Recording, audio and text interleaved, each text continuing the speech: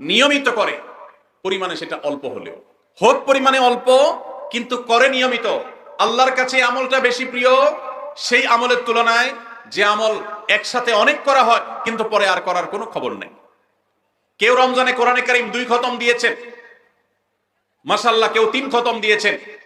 কিন্তু রমজানের পরে কোরআনে কারীম 3 খতম, 2 খতম, 1 খতম দেয়া তো দূরের কথা, পরবর্তী রমজান পর্যন্ত আর কোরআনটা ছুঁয়ে দেখা হয় না, খুলে পড়া হয় না, তেলাওয়াত করা হয় না, 1 পৃষ্ঠা পড়ার সুযোগ হয় না। তাহলে এই 3 খতম 2 খতমের চাইতে রমজানে কেউ যদি 1 খতম কোরআন দেন অথবা তার চাইতে কমও কোরআন তেলাওয়াত করেন, কিন্তু রমজানের পরে সেই কোরআন